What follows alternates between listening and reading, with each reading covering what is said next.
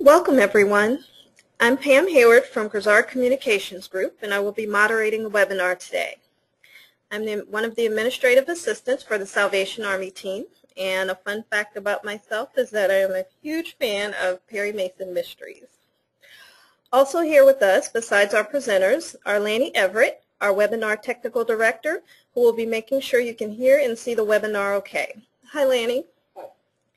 And Stacy Guidis, our Director of Agency Marketing, who will be fielding your questions in the Q&A area. Hello, Stacy. Hey, everybody. I'd like to thank everyone for taking the time to join us for this webinar.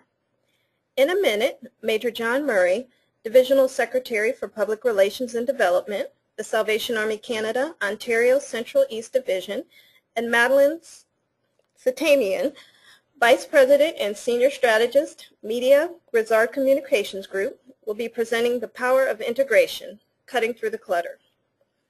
Hello, Major Murray. Thank you for being here with us today, especially with your busy travel schedule this time of year. Oh, my pleasure. Thank you for inviting me. Major Murray is joining us from his offices in Toronto. Major Murray, I understand that you will be going to Cuba for a missions trip? Yes, Cuba is a very interesting country. It's a country that I've been to a number of times, where my wife and I have led missions trips over the last number of years, and we're actually heading back to Havana on Saturday and to plan for Mission Cuba 5 and take in some of the rich culture and heritage there. Well, that sounds very interesting, and we do hope you have safe travels, and thank you again for being here. Oh, my pleasure. And hello, Madeline. Hello. Madeline works out of our Grizzard LA office. It's my pleasure to tell you a little bit about Madeline. Madeline is Vice President and Senior Strategist, Media of Grizzard. She's a direct mail veteran who brings over 20 years of experience in different industries such as nonprofit, retail, catalogs, and publications. She has received industry recognition for excellence, including work on 2 DMA Echo Award-winning campaigns for the Salvation Army, one for this campaign. A fun fact about Madeline is that she is a swimmer who indeed had some Olympic aspirations. Well, thank you, Pam.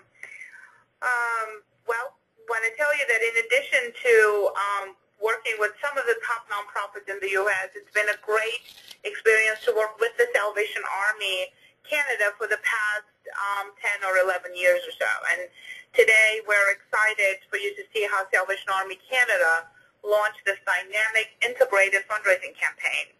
It energized Salvation Army's donor base in Canada, had a huge impact on their brand awareness, and I think it will give you ideas how to use integrated in your own markets and in your own organizations.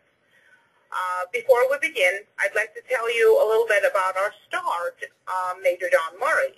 As Divisional Secretary for Public Relations and Development, Major Murray is responsible for the public, media, and government relations work of the Salvation Army, as well as fundraising for Toronto and the National Capital Region. And we'll hear some of the work that Major Murray has done during the holiday seasons. It's a very busy time for him and for Salvation Army. Thank you, Madeline and Major Murray. Before we let you get started with the good stuff, I have a couple of housekeeping items. To optimize our sound and audio quality, all attendees should mute their phones during this session. If for some reason you have the phone icon on your dialog box, please physically mute your phone. We encourage everyone to type your questions in the box, and we will be answering some at the end. All questions will be answered following the webinar via personal emails, but depending on how many we get, it may take some time. You can check the Grizzard.com blog in the coming weeks for answers as well. Please participate in the polls during the webinar. I will put these out for your input as they pertain to the information being covered. Also, please note that your GoToWebinar dialog box will minimize by default after a few minutes, but you can expand it by clicking the orange box with the arrow pointing left. We are scheduled for 45 minutes, with time at the end allowed for Q&A. If you would like to tweet your comments, please jump in and do so. Go to #GrizzIntegrate, as you can see on the screen. And now, without further ado, I'd like to give the floor to Madeline. Thank you, Pam. So let's get started and talk about this exciting campaign. But before we get started, I'd like to introduced Grizzard Communications Group. We have partnered with more than 1,400 nonprofits in North America, more than any other agency in the industry. We have raised $4 billion for nonprofits since 1919, with 200 plus associates in 2 offices in Atlanta and Los Angeles and nationwide. We are focused on direct mail results and ROI. We digital integration, multi-channel fundraising programs as well. Grizzard Communication prides itself on being results-oriented, client-focused agency with a heart for igniting donor action, passion, and loyalty. So let's start by talking about some of the challenges that we are all facing in our current marketplace. We have, one of our challenges is that we are all witnessing changing demographic trends.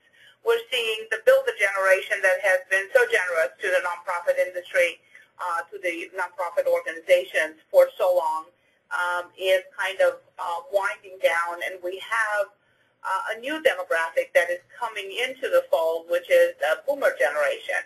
The boomer generations are also very generous, but they pick and choose a little bit differently than the builder generation, as you can imagine. There are a lot of, because of those types of changes, we also have a lot of cultural and social changes within the giving demographic. The technological revolution has brought so many new things into the fold. It has been, you know, I think we all know that something that was working 6 months ago, because of technology, it may be now different or works in a different way. So technological revolution or technology has played a huge role in all types of marketing, including in fundraising. The media channel explosion, I mean, we've always had, you know, a lot of media channels to consider, but now with, again, technology playing a part in that, in addition to the television, radio, and newspapers, now we have things coming at us from our phones, our smartphones, and from different places. I've seen a huge increase in, you know, when we drive down the streets in some of the markets, digital billboards where, you know, they used to be a rarity or they were unique to a market. Now there are more and more of them as you drive through different cities. There's also an increased competition for nonprofits in different ways. You know, Starbucks comes to mind. You know, they do fundraising by selling water, and that helps nonprofit organizations or areas of places where the help is needed. So it's a different kind of an approach than an organizational approach. So there is an increased competition there as well for the nonprofits. So the strategy for multi-channel acquisition, given all of our challenges, the one thing that we all have to keep in mind, and I think we all would agree, is that single channel, whatever that channel may be, whether it's direct mail, whether it's just television or just radio or just digital, just cannot do the job because, again, we're all multitasking. We're also multifaceted, multi-channel, and so our direct response campaigns need to be the same way. One of the most important things to remember about a direct response campaign is that it needs to incorporate reach and frequency. That's what puts it apart from general market type of advertising, which is brand awareness. Some of it is brand awareness, some of it is just general type of marketing. Reach and frequency is not as important there as it is in the world of direct response. The commitment to consistency refers to when, you know, some of these campaigns, and we'll talk about this as we go through the case study, they may be expensive campaigns to get into. You have to find, the organization has to find that comfort zone of where they can be comfortable as far as their budgets are concerned, and all of the things that they consider when they do this type of marketing, because they need to commit and be consistent. It's difficult when an organization does a marketing campaign and then disappears. It needs to be from a year to year or quarter to quarter. There needs to be consistency. So commitment to that means that planning well ahead to see how you can stay consistent. Choosing the right media in the right markets makes a huge difference. You know, we work with Scarborough surveys, and we see that when we look at the audience of donors, no matter what kind of organizations they donate to, they vary as to what they're doing in media. Sometimes we find that they read newspapers. In most cases, that's what we see, is that they're still reading that hardcover newspaper. But in some cases, we see that some of them listen to more radio than watch television, or vice versa. So it's very important to choose the right media. Also, alongside that, it's important to choose media that give you reach and frequency, as we said.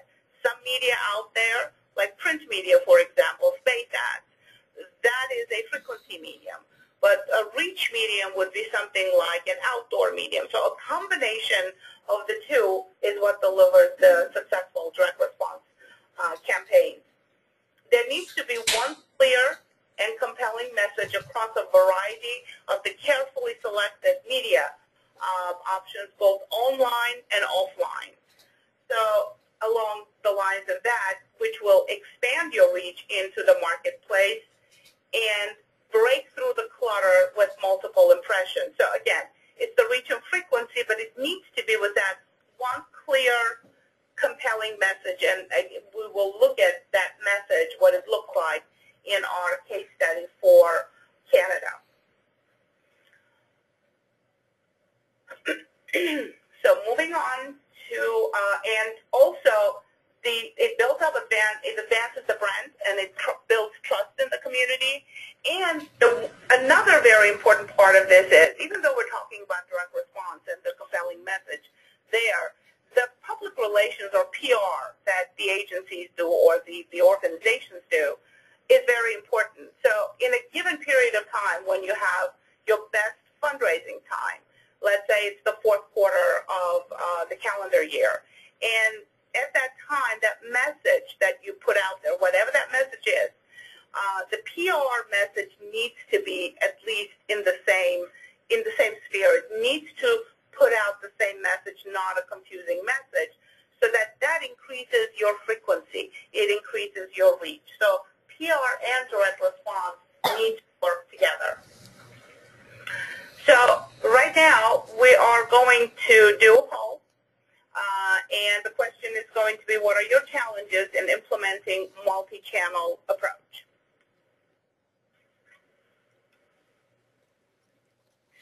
Okay, we have 5 more seconds before the poll closes.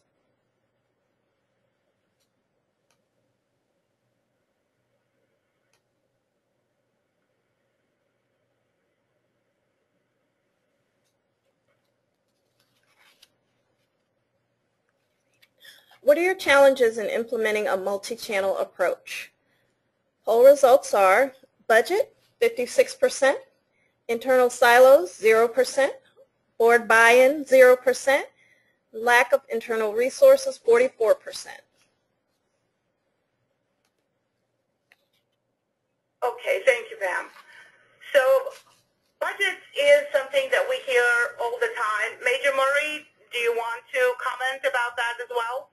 Well, certainly, from a budget standpoint, I think it's important for organizations to remember and consider that it's an investment. And I suppose that's, Madeline, where I come from, public relations and development perspective, and my colleagues in the business finance side, perhaps it's a tension that we experience, and I'm being absolutely candid, because I think it's important for people to recognize and be aware of that.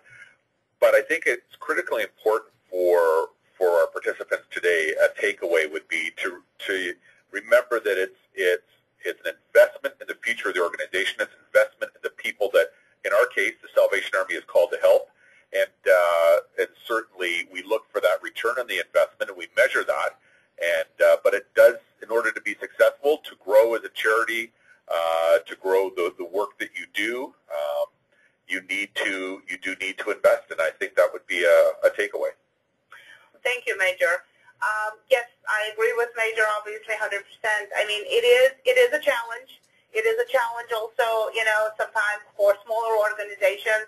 There are ways that you can, use your media relations that we can get into later on if you wish, that engage them in ways that, you can do a direct response type of a campaign. And I think that's what you need to keep in mind. But so we see that budgets are an issue, I think, across the board, and we work with that all the time as well. So moving on to our next slide. For some reason, I'm not moving on. I'm sorry. Oh, okay, there you go. So the results that you will see when you do this type of an investment, and hopefully you will find the budgets to be able to implement this, that you will recruit better donors. The donors that we've seen coming in and the analysis that we've done on these types of donors that come in through multiple channels are better donors than those coming in through single channels. The average gifts, first-time average gifts are higher. Their long-term value is higher. So you are, in general, recruiting better donors. You will also acquire more new donors and more revenue. So, we all know that direct mail, which is still delivering the majority of the revenue in acquisition, prospects, and campaigns, but we have to now give more choices as to where do they want to go to give those donations, so whether they can call in or they can go online, etc. So you're now acquiring more new donors by giving these choices of channels. You're acquiring new donors because direct mail can only reach a portion of folks. I mean, with direct mail, we're only reaching people that do something in direct mail. Now, with introducing newspapers or even casting a wider net of reaching those through billboards or movie theaters or television, radio, whatever the media is, now we're reaching a new public, a new target audience that we can bring into the fold. So it gives us the opportunity to bring on new donors as well as more revenue. And it energizes the existing donor base for greater giving. I mean, you always have to, let your donors, in addition to your new donors, know, your prospects, that there is a need, that Salvation Army needs your help to continue with the great programs. So it energizes the donor base, so your current donors give donations, and in most cases, the donations that come in from current donors are much higher in average gift, and those are additional donations. It doesn't replace anything that they would have given. And it also reactivates some of the lapsed donors that you may have. So these are all of the benefits that an integrated type of campaign brings to the front. So I would add, Madeline, if I could, I would add, I really appreciate the excitement that it brings externally, but I wouldn't want to also lose the excitement that it brings internally to stakeholders within an organization, because these are very, very exciting campaigns to see your brand in a broad way, in a strategic and targeted way throughout a community, like, for example, the Greater Toronto area around the Christmas period when people are listening on radio, they're seeing on websites, et cetera, et cetera. It really does help engage and excite people because you're doing new things. You're not doing same old, and it does engage people even within the organization in a new way. And I wouldn't want to miss that little nugget. That's a very good point. It also kind of tailing on that. It also adds on new type of a donor as far as a new target that may not have been aware. It also, I think, expands the opportunity for those who want to volunteer. Now they find out, maybe they were thinking about it, but now with all of this awareness out there, some folks, come in and want to volunteer. And as I think all of us agree, that volunteers are always needed. So it has a lot of benefits. The additional impact of that type of a campaign is obviously it has impact on acquisition. Direct mail at the time when it's the best time for fundraising, the fourth quarter, we're kind of concentrating because the case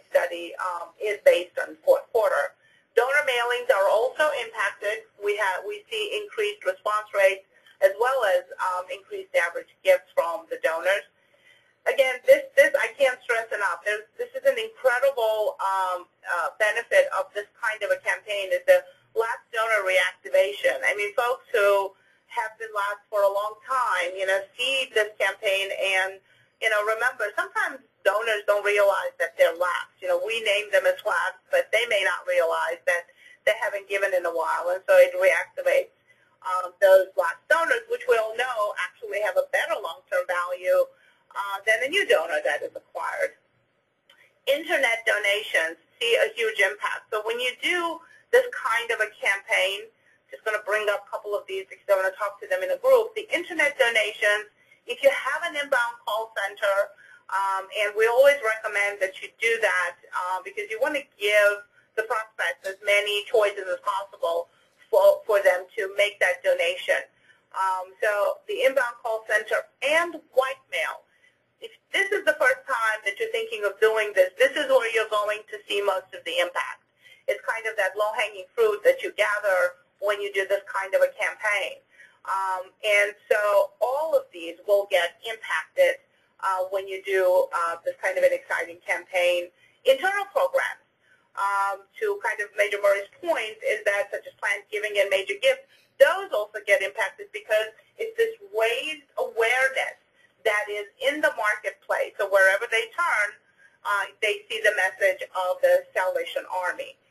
So when you look at campaigns, and we'll talk a little more about this after the case study, is that you see these impacts all across, and you need to consider these impacts before you even start a campaign when you're planning to include that you're going to look at all of these areas that you're going to have an impact in, and how to collect that data and look at that data as part of the campaign. So we're now going to do another poll, and the question is, are you seeing direct mail results down with results from online and other channels up? And we have about 5 more seconds before this poll closes. And these are the results. The question is, are you seeing direct mail results down with results from online and other channels up?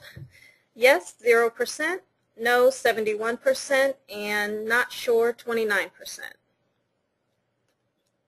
And that was, I'm sorry, Pam, that was no to seeing the direct results go down?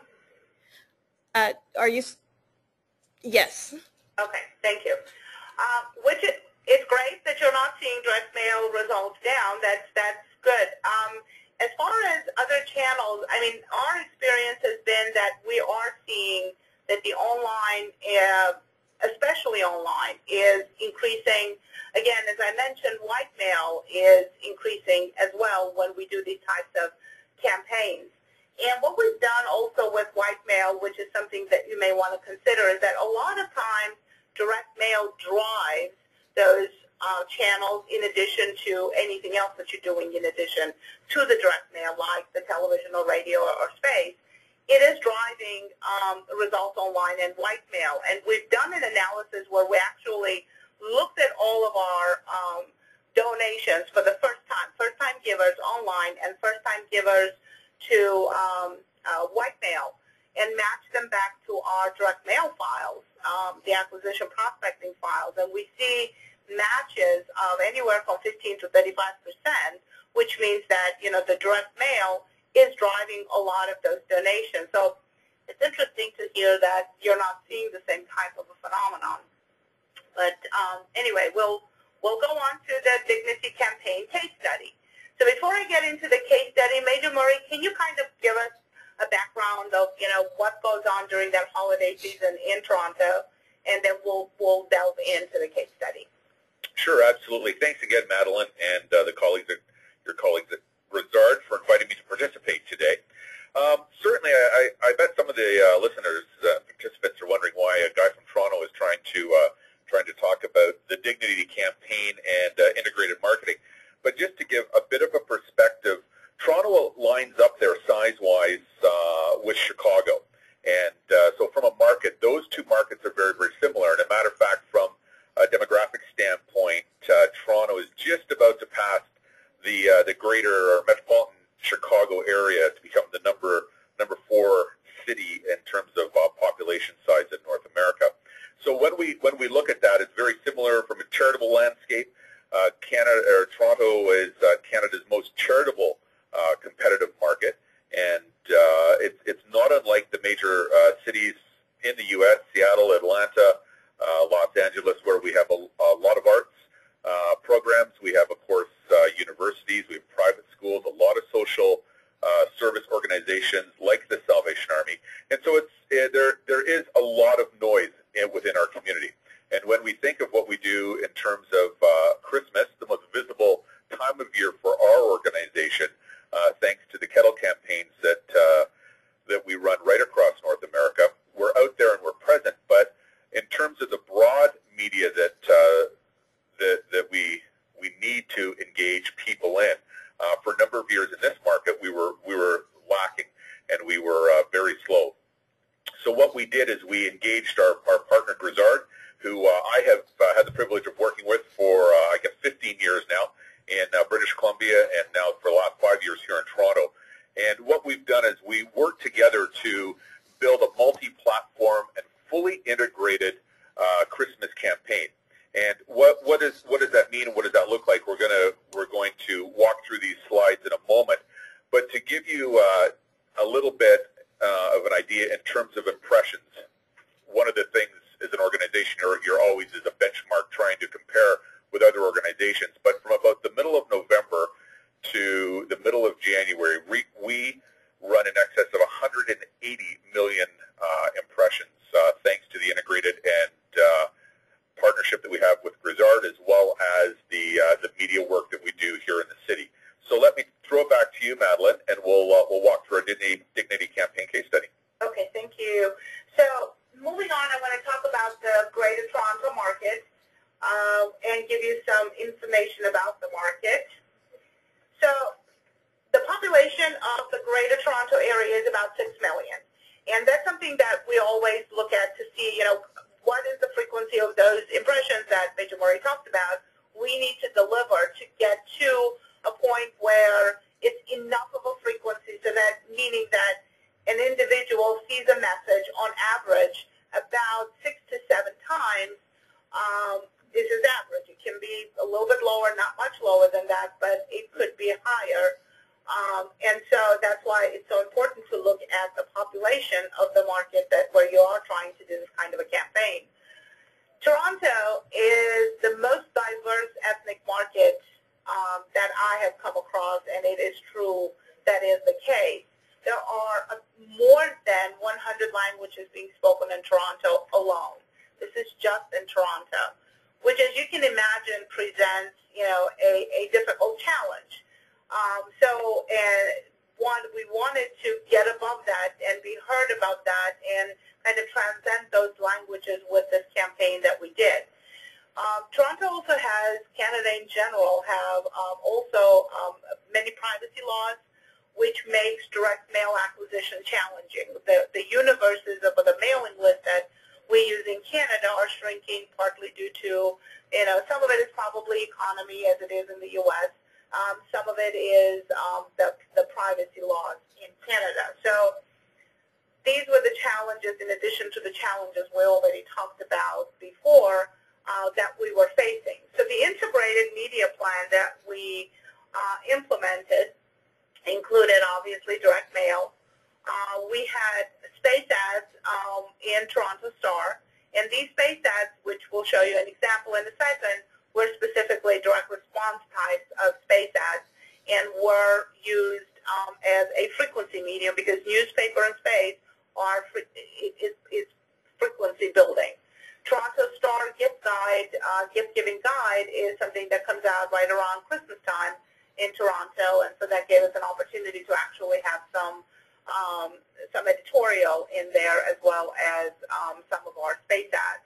We also did banner ads on the star.com, which is part of Toronto Star. By the way, Toronto Star is one of the biggest newspapers in Toronto, and actually they're kind of going in the opposite direction of gaining new subscribers, to their subscriber base. So it is a major force in Toronto. It's the #1 daily in Canada and the 17th largest paper actually in North America. There you go. Yes, this is why it works. Thank you. And so we also did, in addition to the space ads and the banner ads, we did traffic sponsorships.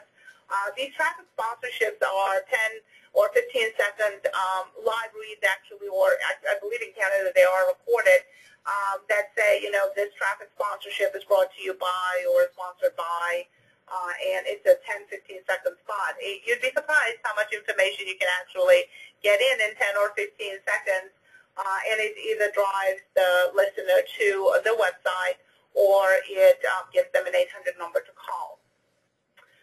We also had done out of home. We did bus shelters, which is a very effective way of reaching an audience that is actually walking around in that area or is driving by in that area, because, as you know, the bus shelters are on streets. And so, you know, when you're stopped at a red light and you're looking around, these things really catch someone's attention, and they deliver a very good frequency as well as a reach. Digital billboards, as I said in the beginning, these things are growing, and I think they're more prevalent also in Canada, but in U.S. as well they are growing. So we did those, and the rail interior posters. In addition to that, we also did movie theater advertising as well. So it was a well-rounded campaign. Again, the goal of this kind of a direct response approach needs to include those two words that I said that I keep repeating, but I can't help it because it's part of direct response, is the reach and the frequency. So this is a mix of reach and frequency mediums that will deliver and did deliver a successful campaign. So you want to bring in more donors, more new donors, new types of donors, but you also have to get the message out there often enough so that they react to your message. So moving on to the creative campaign that Grizzard developed for this, we actually were given this is the creative that we needed to work with, because Salvation Army across Canada actually have a branding campaign that runs in the same period of time.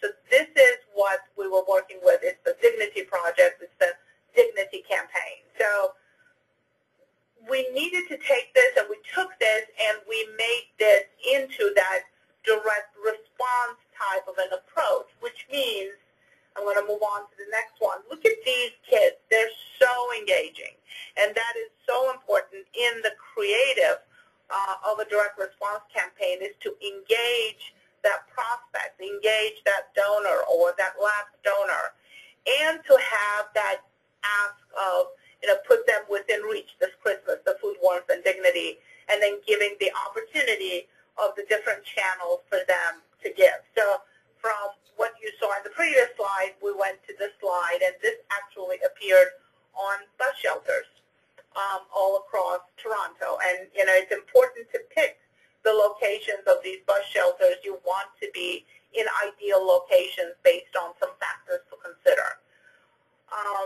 The next slide, this was actually a digital billboard, that superboard that was outdoor, that appeared at the same time. And again, you know, you can't get away from the eyes of the child. And he is a multiracial child, because that's what Toronto is. It's a multiracial community. This is what it looked like on that billboard, actual photo of it. Then moving on to the space ad, this is what I was saying, is this is a different space ad, obviously, than anything else that you see that is a full page or a half page. This specifically has that in the corner, it's asking for the donor or prospect to cut out this, put it in an envelope, and send it in. As you can imagine, a prospect or donor, the new donor that comes in from this kind of a ad, is already, they're kind of pre-qualified. You know, they have to go through this whole exercise of taking it, cutting it, and, you know, putting it in an envelope and writing a check and mailing it in. And so the long-term value of donors that come in through space ads and any other things that are connected with newspapers, like freestanding inserts, for example, have a great long-term value, even better than direct mail. So this was used in the newspaper with the frequency. And when you use newspaper, you need to place, the number of ads is very important, not so much the size of the ad. You want the audience to see you a number of times so that it builds up that frequency. This was the bus shelter that we talked about before. And moving on, this was actually an animated movie screen ad, which there's a music bed, and it's very powerful when this child comes up and there's writing next to it with the same message that was appearing everywhere else. It's a very powerful way. And, you know, knowing that we do movie theater ads, lately we've been going to the movies with my son, who is on summer vacation, so you can imagine I've seen a few movies.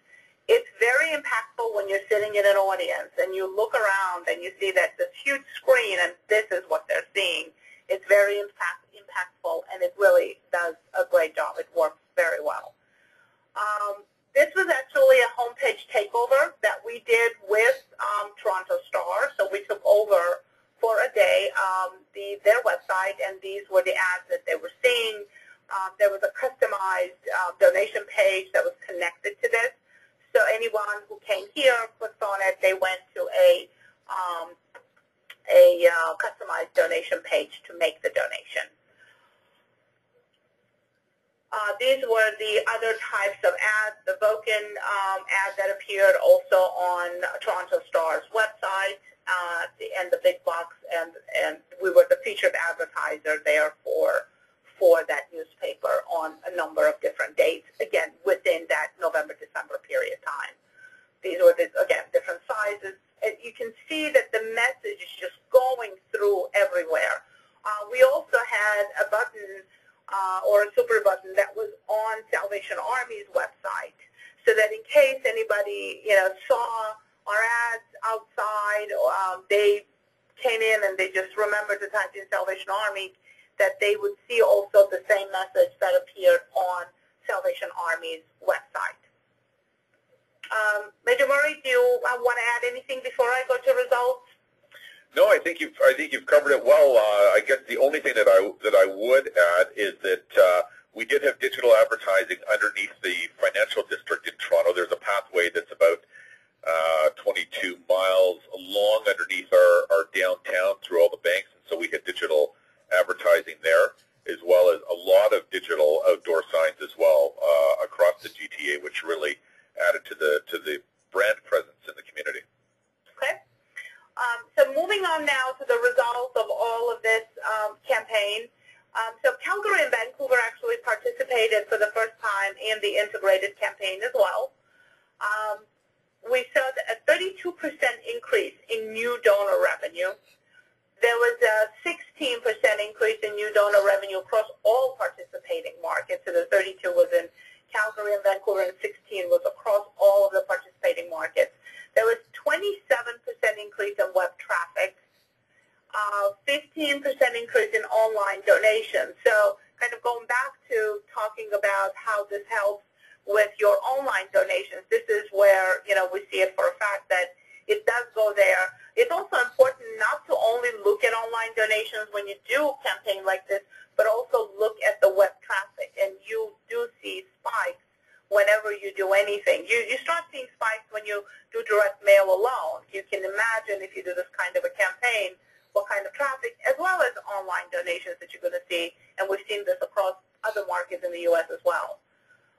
There was an 8% increase in new donors acquired.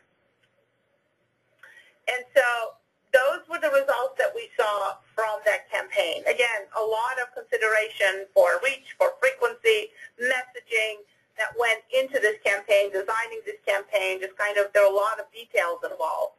But I think that the other important thing is that when you are planning a campaign like this, it is so important to consider how you're going to measure this campaign. You know, we as media planners and buyers and media people, we look at everything on a line item basis. that it is so important not to review results in a vacuum. The results must be reviewed within your whole campaign, or the entire looking at revenue sources from different sources that you didn't necessarily think would be impacted, but like we said in the beginning, everything is impacted when you do this kind of a campaign. So it's very important not to look at results in a vacuum.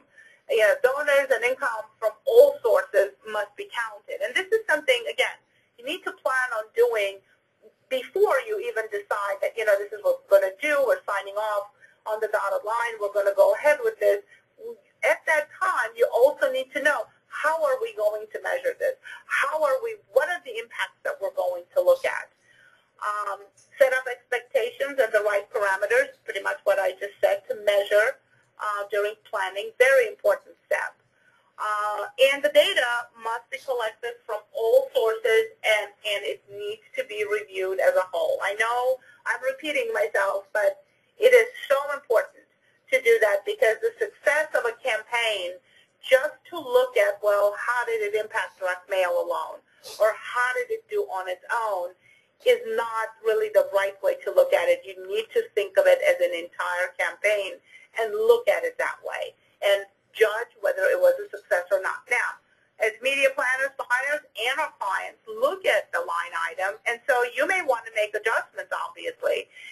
Maybe we review and take out a component or a media channel that we did, but and then bring in something else and test something else, or the messaging, or whatever else. You still need to look at those things, because you still need to test, and you still need to gauge how that's working, but you need to look at this holistically as one view.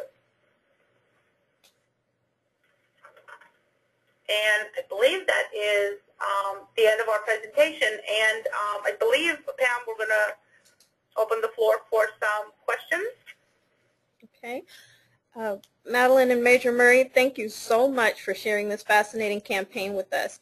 I'm sure it has ignited lots of ideas with everyone.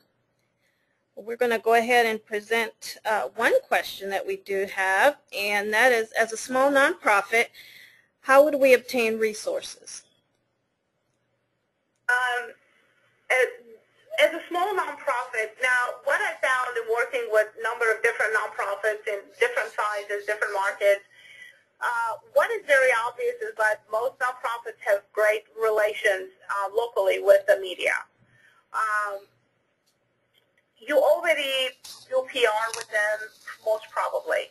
And so when the time comes, and it is that fundraising time, that biggest impact that you get during that time, be it fourth quarter, for some of you it may be other times of the year, it's important to go to those media partners that work with you and tell them that you do want to do a direct response campaign and that this is a fundraising campaign. And utilize those relations, which, again, you're already probably spending money or some money with them.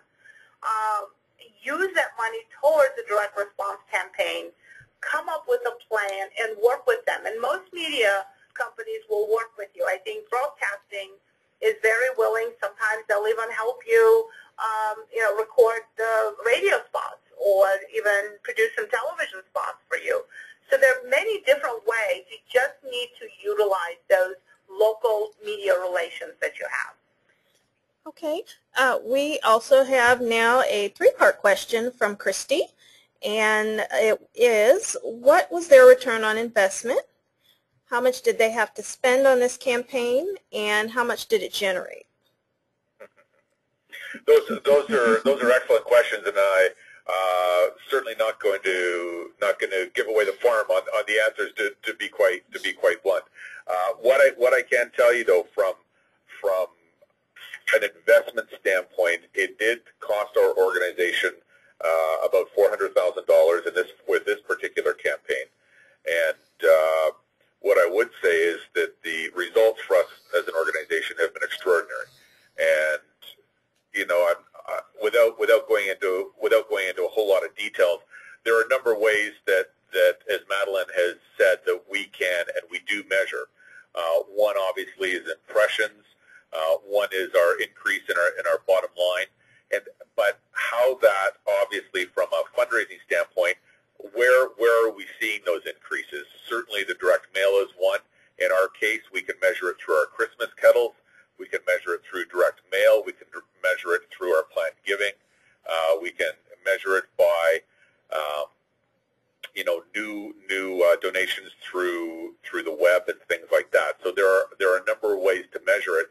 But I think it's important not to get caught up in the numbers in terms of the actual investment. What you need to do is you need to work with a partner agency such as Grizzard to come up with the best program for you in the community that you're in.